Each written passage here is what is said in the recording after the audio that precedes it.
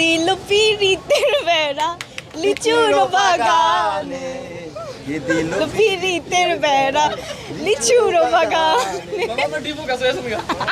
শাকিব খানের জন্য পুরো দুনিয়া বরবাদ করে দিব। এই দেখেন স্টার সিনেপ্লেক্সের টিকিট আমরা নিয়ে ফেলেছি। তাণ্ডব কিন্তু শুরু হয়ে গেছে অলরেডি। আপনারা যারা দেখেন নাই তাড়াতাড়ি চলে আসুন। আমরা কিন্তু তাণ্ডব দেখেই যাব, না দেখে বাড়ি যাব না। নরসিংদী থেকে বসুন্ধরায় কেন?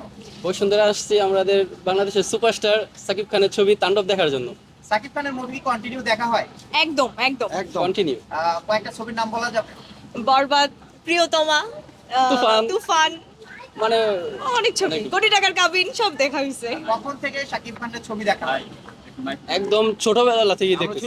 আমি ছোটবেলা থেকেই দেখি, কিন্তু সিনেমা হলে আমি প্রিয়তমা যখন রিলিজ হয়েছে তখন থেকে একদম একাধারে দেখতেছি, প্রত্যেক বছরই দেখা। এবারে তাণ্ডব নিয়ে কি আশা করছেন?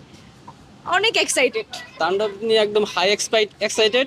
আমরা একদম যার কারণে ইন্টারন্যাশনাল আমরা মানে চিন্তা নরসিংদী থেকে চলে আসছি। পুরো সপরিবার আসছে। আমরা একদম 13 জন একসাথে আসছি, 13টা টিকিট কেটে আসছি। 14 জন 14 জন 14 জন। টিকিট কি অ্যাভেলেবেল? আমরা টিকিট অনলাইনে অ্যাভেলেবল ছিল না, আমরা অনলাইনে কেটে ফেলছিলাম। যখন কাটছি তখন কিছুই ছিল না। কতদিন আগে টিকিট কাটা হয়েছে? ঈদের আগের দিন। ঈদের আগের আগের দিন। দিন। এখন কি কাউন্টারে গেলে টিকিট পাওয়া যাবে? একদম না, টিকিট তো তখনই ছিল না। সব সোল্ড আউট। আমি যতটুকু জানি সোল্ড আউট হয়ে গেছে। হ্যাঁ। আচ্ছা, আমরা বরবাদ সিনেমায় দেখেছি শাকিব খানের পুরো দেশটাকে বরবাদ করে দিয়েছে। এবার তাণ্ডব কি মনে করছেন যে পুরা আমাদের দেশব্যাপী বা দেশের বাহিরেও ঝড় সৃষ্টি করবে এরকম কিছু?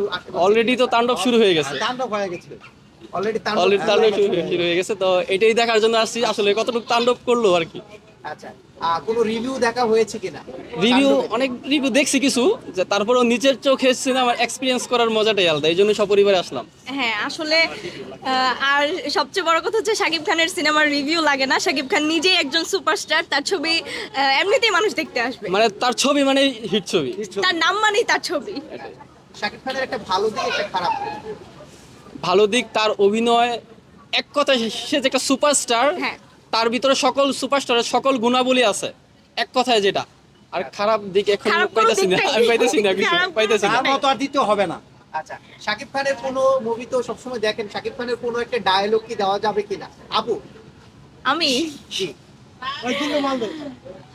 না না না, আমি নিতুর জন্য পুরা একটা দুনিয়া বরবাদ করে দিব। আপু, আপনি তো মেয়ে, আপনি মেয়ের জন্য কেন বরবাদ করে আমি দিলেন? বরবাদ, শাকিব খানের জন্য পুরা দুনিয়া বরবাদ করে দিব। শাকিব খানের জন্য এটা বলেন, ঠিক আছে। আপু আপনি? সে কিছু বলতে পারবে না, লজ্জা হইতেছে। আচ্ছা ভাই, আপনি একটা ডায়লগ বলেন তো ভাই। আমি বলবো-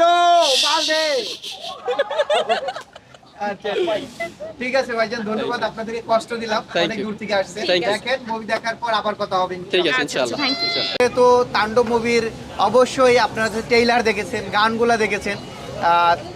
তাণ্ডবের কোনো গানের একটা কলি কি বলা যাবে? আমি তো গান গাইতে পারি না। তারপর ট্রাই করেন। গান গাইতে আপনি একটু শোনান না। আমার মামা শোনাবে আপনাদের কিছু।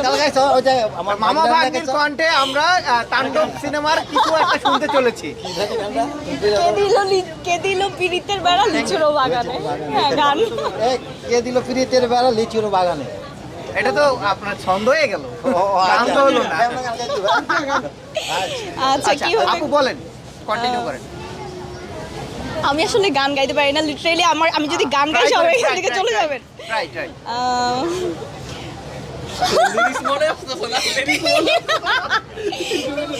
আচ্ছা, আমি বলে দিই, কে দিল বেড়া লিচুর বাগানে। কে দিল বেড়া, পিরিতের বেড়া কে দিল পিরিতের বেড়া লিচুর বাগানে। কে দিল পিরিতের বেড়া লিচুর বাগানে। যাক, হয়েছে। Thank you thank you.